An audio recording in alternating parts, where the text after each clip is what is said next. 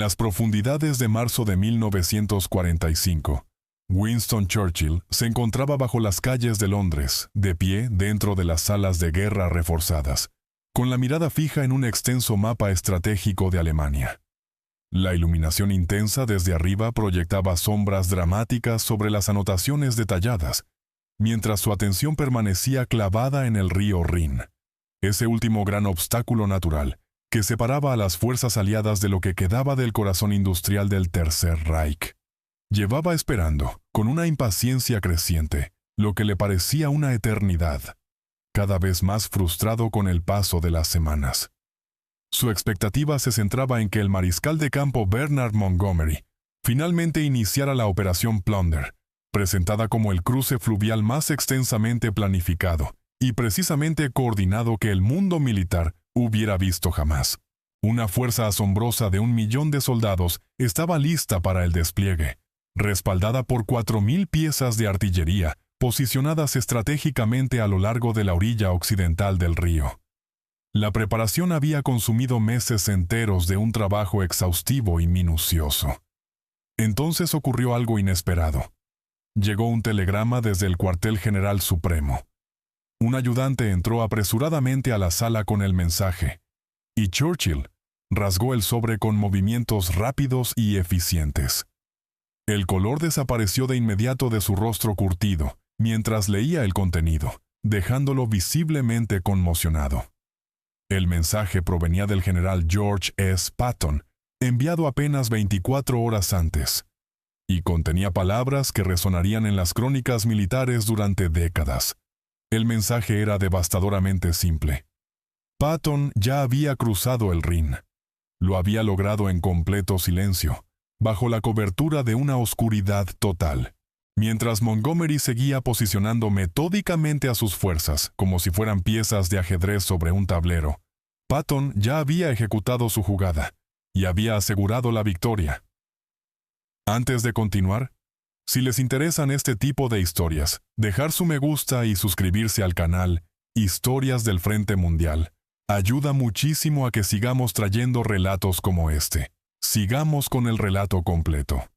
Para comprender adecuadamente lo que ocurrió en el Rin, hace falta entender a los dos comandantes que dieron forma a este momento histórico: Bernard Law Montgomery y George Smith Patton hijo. Ambos hombres ostentaban el rango de general, con reputaciones sustanciales y una amplia experiencia de combate a sus espaldas. Ambos servían bajo el uniforme aliado, luchando por el mismo objetivo final. Pero ahí terminaba por completo cualquier parecido entre ellos. Montgomery personificaba, a la perfección, el establishment militar británico, metódico en su enfoque, cauteloso en su planificación, aristocrático en sus modales y en su comportamiento. Su creencia fundamental giraba en torno a la batalla cuidadosamente orquestada, el tipo de enfrentamiento donde el comandante controla cada variable, calcula cada riesgo posible con precisión y verifica cada ruta de suministro antes de autorizar siquiera un solo disparo.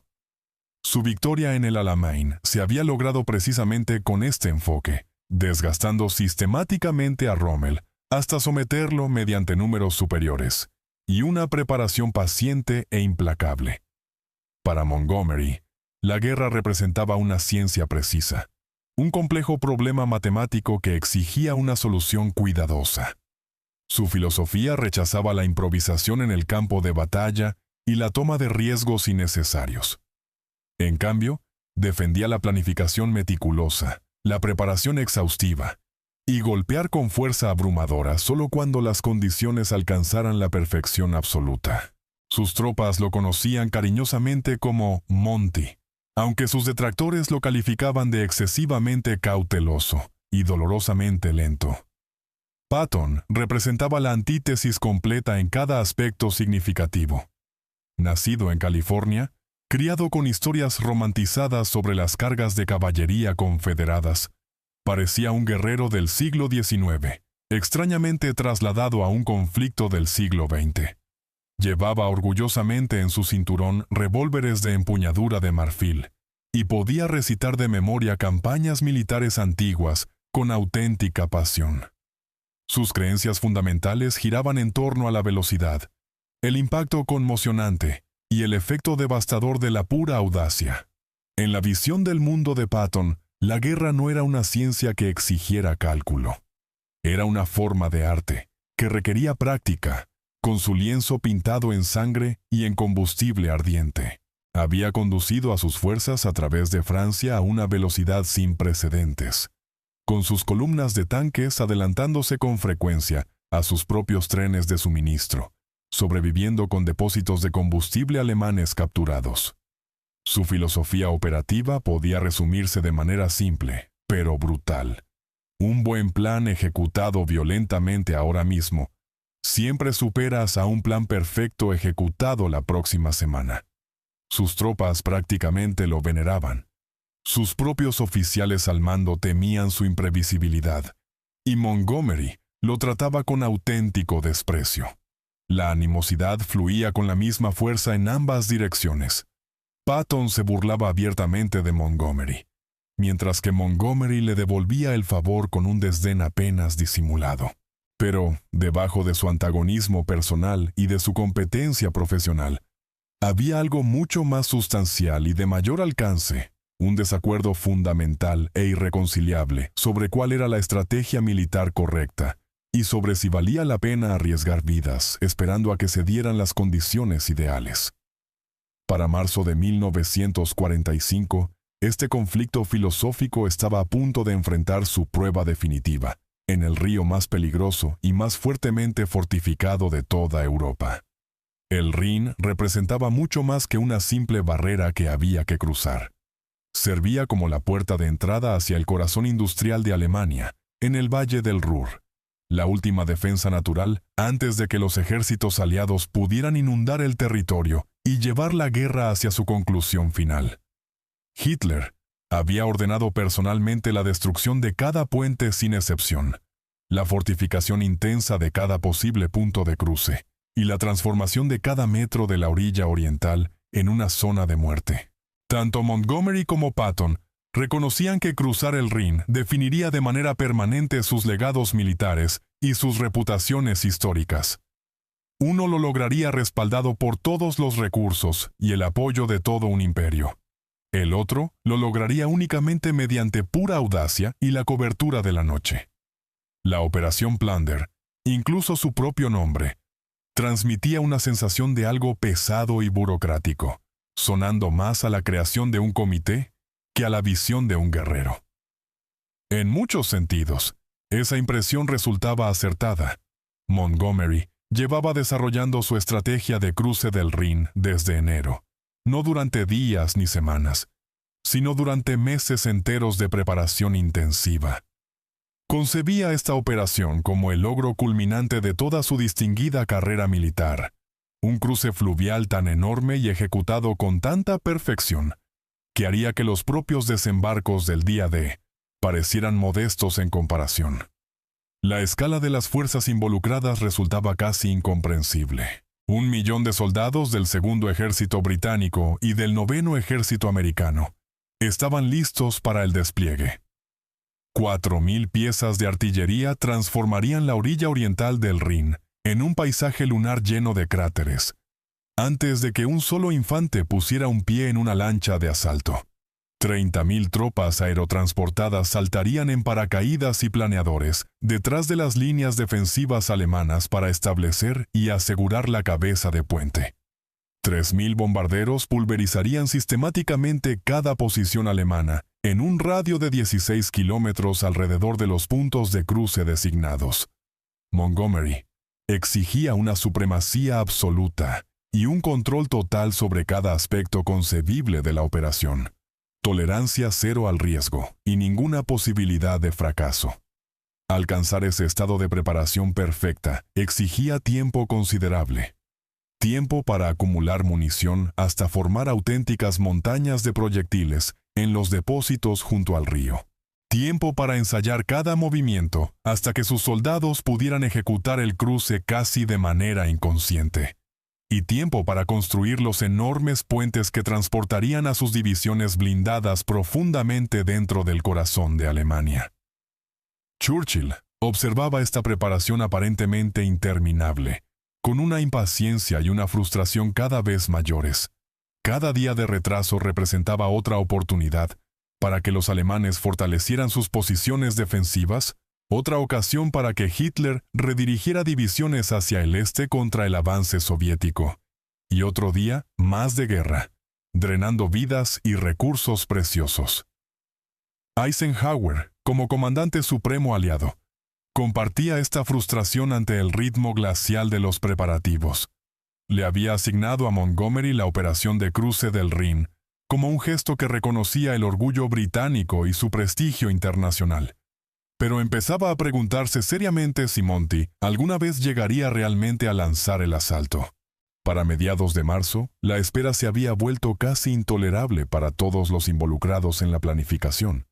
Montgomery había fijado firmemente el 24 de marzo como su fecha objetivo, asegurando a todos que para entonces alcanzarían la preparación completa. Cada pieza de artillería en su posición designada, cada lancha contabilizada y probada, cada riesgo concebible identificado y eliminado.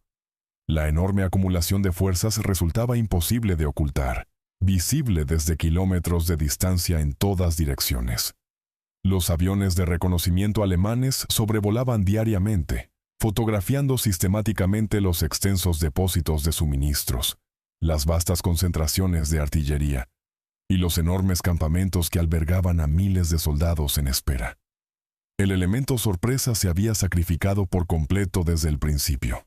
Los comandantes alemanes sabían con precisión dónde planeaba cruzar Montgomery y reforzaban esas posiciones específicas con cada soldado disponible que pudieran retirar de otros sectores amenazados.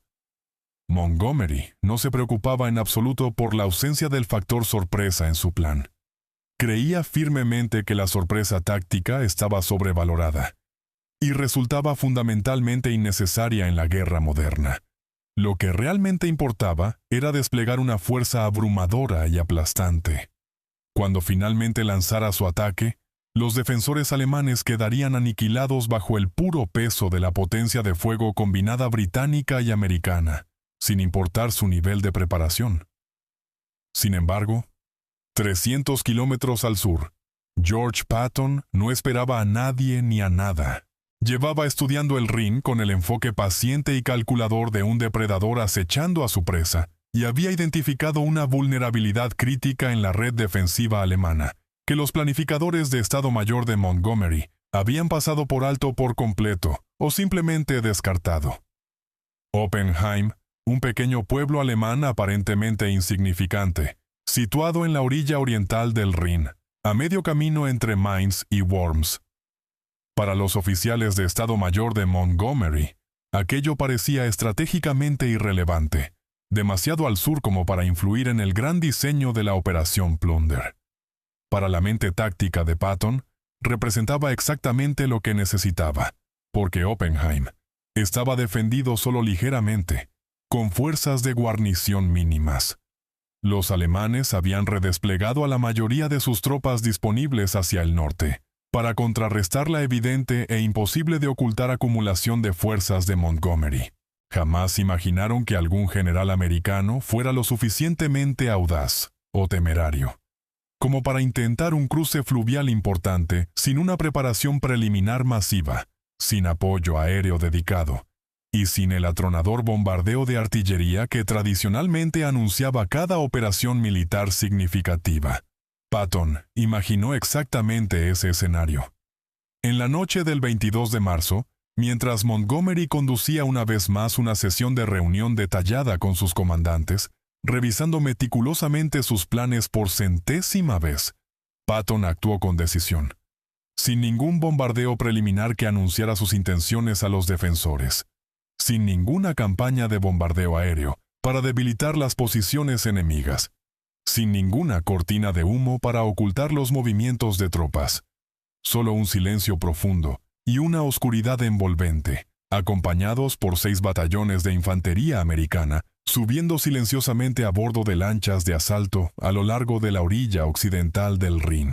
En Oppenheim, el río se extendía a lo largo de casi 300 metros, con una corriente rápida y amargamente fría, defendido por posiciones de ametralladora alemanas y emplazamientos de artillería dominando el terreno elevado más allá.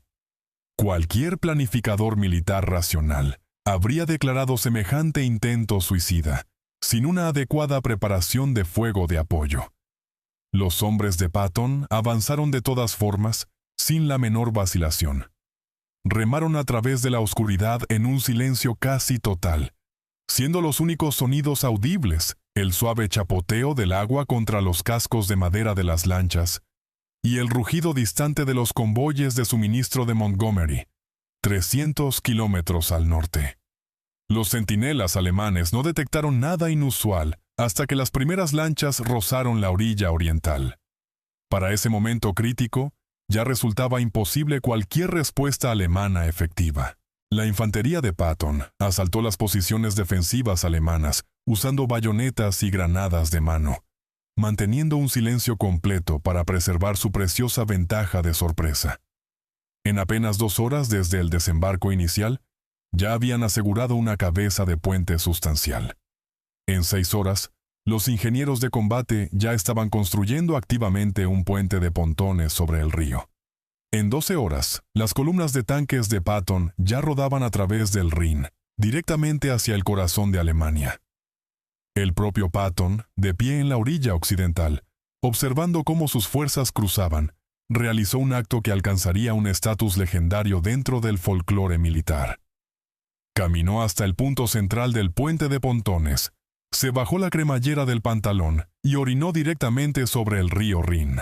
Después se volvió hacia sus oficiales de Estado Mayor reunidos y declaró, con evidente satisfacción, que llevaba muchísimo tiempo esperando ese momento.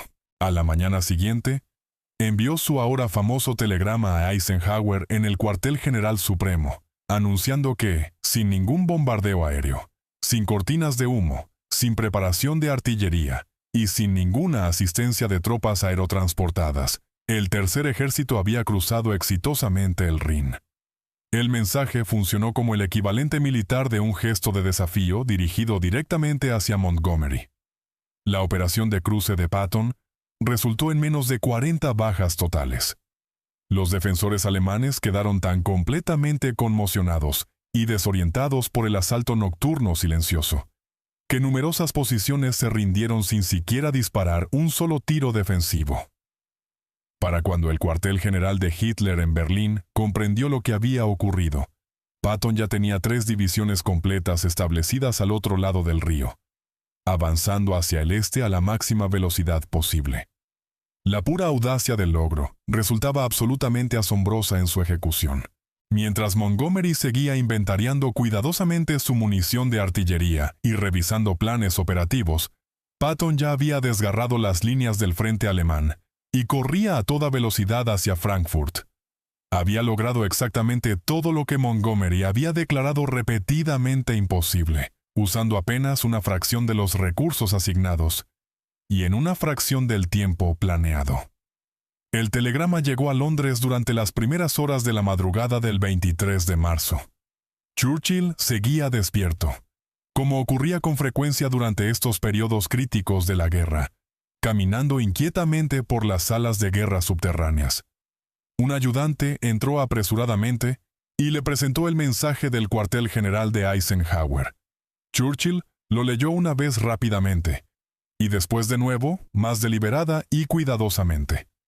Entonces comenzó a reír, no con una risa agradable ni alegre, sino con un ladrido amargo e incrédulo, que resonó contra las paredes de concreto de la sala. Comentó, sin dirigirse a nadie en particular, que Patton había cruzado el Rin sin informarle a nadie de antemano. Estudió el mapa extendido frente a él, examinando los alfileres de colores que marcaban la enorme acumulación de Montgomery al norte del Ruhr, los masivos depósitos de munición y los extensos parques de artillería, los aeródromos repletos de bombarderos esperando la orden de ataque. Todo eso seguía esperando, todavía preparándose para la acción, mientras Patton ya había cruzado y avanzaba activamente hacia el este. Las implicaciones resultaban absolutamente devastadoras para el prestigio militar británico.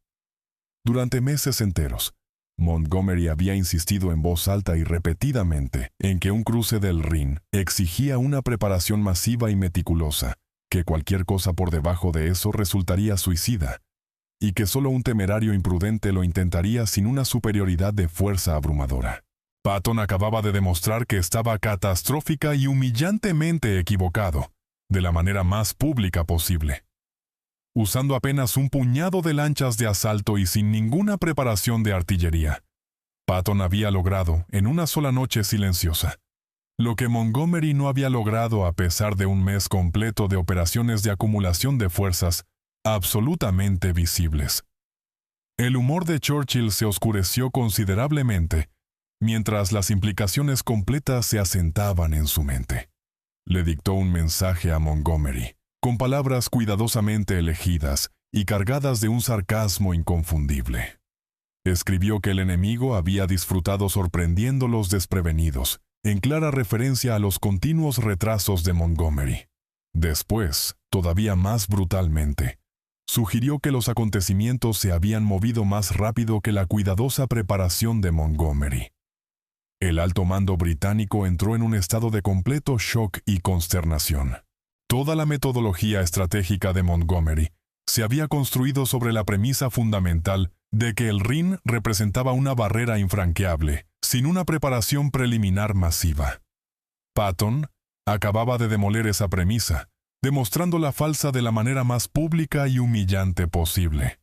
Cuando Montgomery finalmente inició la Operación Plunder el 24 de marzo, entregó exactamente todo lo que había prometido, y más. 1000 piezas de artillería disparando en perfecta sincronía, oleadas de bombarderos oscureciendo el cielo, masas de paracaidistas descendiendo detrás de las líneas enemigas. El espectáculo resultaba magnífico y abrumador en su ejecución, y sin embargo, resultaba completa y absolutamente innecesario para lograr el objetivo estratégico, porque Patton ya había cumplido la misión usando el silencio, la velocidad y pura audacia táctica. La prensa británica intentó desesperadamente presentar los acontecimientos como un triunfo conjunto, una victoria aliada combinada, pero todos los involucrados entendían la verdad real detrás de la propaganda. Montgomery había sido eclipsado por completo por el mismo general, al que llevaba años intentando marginar, y ninguna cantidad de propaganda hábil podía alterar esa realidad fundamental. Los comentarios privados de Churchill hacia sus asesores más cercanos resultaron todavía más mordaces en su evaluación. Le informó a sus jefes de Estado Mayor que Montgomery había convertido el cruce del Rin en una pesada operación burocrática, cuando las circunstancias exigían un golpe audaz y decisivo. Cuestionó abiertamente si el enfoque metódico de la guerra británica seguía siendo adecuado para la dinámica de un conflicto móvil moderno. La humillación que sufrió Montgomery fue completa y total en cada dimensión. Su operación de cruce, sin duda, tuvo éxito en sus objetivos, pero sería recordada históricamente para siempre como la operación que llegó en segundo lugar, la operación que resultó innecesaria. Patton le había robado su protagonismo, su gloria, y su lugar legítimo en la historia militar, con una sola noche silenciosa de acción sobre el Rin. La historia recuerda hoy el cruce del Rin como la hora más brillante de Patton y la mayor humillación profesional de Montgomery. Sin embargo, el episodio representó mucho más que un simple choque entre egos desmedidos o una carrera por la gloria y el reconocimiento personal. Ofreció una lección fundamental sobre cómo realmente se ganan las guerras y sobre cómo las vidas de los soldados terminan salvándose o desperdiciándose. El enfoque de Montgomery parecía más seguro sobre el papel y resultaba más prudente desde una perspectiva de planificación. Esperar hasta reunir una superioridad de fuerza abrumadora, eliminar cada factor de riesgo concebible y después golpear con una potencia tan concentrada que la victoria se volviera matemáticamente inevitable. Pero esa aparente seguridad llevaba consigo un costo oculto, que no siempre resulta evidente de inmediato para los planificadores. Cada día que Montgomery pasaba esperando, representaba otro día para que las fuerzas alemanas fortalecieran sus preparativos defensivos, otra oportunidad para reforzar sus posiciones, colocar campos minados adicionales, construir búnkeres más profundos y posicionar más piezas de artillería. Cuando la Operación Plunder finalmente lanzó su asalto, los soldados de Montgomery enfrentaron a un enemigo completamente preparado y profundamente atrincherado. Las bajas resultantes, aunque seguían resultando aceptables según los estándares convencionales de contabilidad militar, fueron sustancialmente más altas de lo estratégicamente necesario. El enfoque de Patton representaba la filosofía táctica completamente opuesta: golpear rápido y golpear inesperadamente, sin darle jamás al enemigo tiempo suficiente para pensar, y mucho menos para preparar posiciones defensivas adecuadas. Su cruce en Oppenheim tomó a los defensores alemanes completamente desprevenidos, totalmente sin preparación para el asalto. La operación costó menos de 40 bajas para asegurar una cabeza de puente, que habría exigido miles de vidas, si los alemanes hubieran estado listos y esperando con defensas preparadas. El impacto estratégico resultó todavía más significativo que la propia victoria táctica inmediata en el punto de cruce. La ruptura de Patton colapsó por completo todo el frente defensivo alemán al sur de la región del Ruhr. En cuestión de días desde el cruce, su tercer ejército corría a través del territorio alemán, liberando pueblos y ciudades más rápido de lo que los cartógrafos militares lograban actualizar sus propios mapas operativos. Los defensores alemanes, habiendo concentrado sus expectativas en el ataque principal proveniente del norte, con las fuerzas de Montgomery, se encontraron completamente fuera de posición desde el punto de vista estratégico. El ataque de Montgomery, cuando finalmente se materializó, encontró una resistencia mucho más dura, precisamente porque los comandantes alemanes lo habían anticipado y se habían preparado para él. Los alemanes habían concentrado sus mejores unidades de combate restantes en el sector norte, fortificado cada posición defensiva con extremo cuidado, y se habían preparado específicamente para exactamente el tipo de batalla cuidadosamente orquestada que Montgomery prefería librar. Churchill entendió por completo la lección que se estaba impartiendo. En sus memorias de posguerra, escribió sobre las operaciones de cruce del Rin, con una frustración apenas disimulada respecto a los excesivos retrasos y la sobrepreparación de Montgomery. Jamás lo criticó explícitamente en foros públicos, ya que eso habría resultado políticamente imposible, dadas las consideraciones sobre la moral británica. Sin embargo, sus elogios generosos hacia la audacia y la iniciativa táctica de Patton revelaban mucho sobre su verdadera evaluación de los hechos. Eisenhower extrajo sus propias conclusiones estratégicas al observar las operaciones de cruce del Rin. Tras estos acontecimientos, asignó cada vez más las misiones decisivas para ganar la guerra a comandantes americanos que compartían la filosofía fundamental de Patton de velocidad y acción agresiva. Montgomery se encontró progresivamente relegado, recibiendo objetivos secundarios, mientras las fuerzas americanas corrían hacia Berlín y hacia la victoria final. La lección no sugería que la planificación careciera de valor, ni que la cautela siempre resultara equivocada en las operaciones militares. El Alamein había demostrado de manera concluyente que el enfoque metódico de Montgomery podía ganar batallas significativas cuando se aplicaba correctamente. Pero el cruce del Rin demostró algo estratégicamente más importante: que en la guerra, el momento oportuno importa tanto como la calidad de la preparación, que la sorpresa puede valer más que la superioridad numérica, y que la audacia calculada puede, en última instancia, salvar más vidas de soldados que el exceso de cautela. El propio Patton resumió esta filosofía a la perfección en una carta escrita a su esposa poco después de completar el cruce. Escribió que sus hombres habían cruzado el Rin precisamente porque nunca se detuvieron a preguntarse si era posible. Sencillamente, siguieron adelante y lo hicieron, mientras otros seguían debatiendo su viabilidad. Montgomery jamás reconoció públicamente que Patton lo había superado tácticamente en el Rin. Pero esa admisión explícita resultó completamente innecesaria. El silencio de la operación de cruce de Patton, la asombrosa velocidad de su posterior ruptura y el shock evidente en la voz de Churchill al leer aquel telegrama comunicaron todo esto mucho más fuerte de lo que cualquier admisión formal jamás podría haberlo hecho. En el análisis final, ambos comandantes cruzaron el Rin con éxito, y ambos contribuyeron significativamente a la derrota final de Alemania. Sin embargo, solo uno de ellos lo logró de una manera que transformó fundamentalmente cómo el mundo concibe el liderazgo militar y el pensamiento estratégico. Solo un comandante demostró de manera concluyente que, a veces, el plan óptimo es el que se ejecuta antes de que el enemigo anticipe la acción.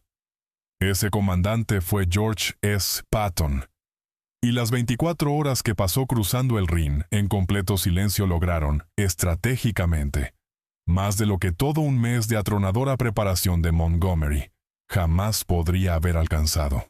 Si esta historia sobre la audacia frente a la cautela y sobre el liderazgo militar les ha resultado interesante, les pido que se suscriban al canal Historias del Frente Mundial y dejen su me gusta en este video. Activen también la campanita de notificaciones para no perderse el próximo video. Cuéntenos en los comentarios qué opinan ustedes. ¿Estaba justificado el riesgo calculado de Patton o debería haber prevalecido el enfoque cuidadoso y metódico de Montgomery? Nos vemos en la próxima historia.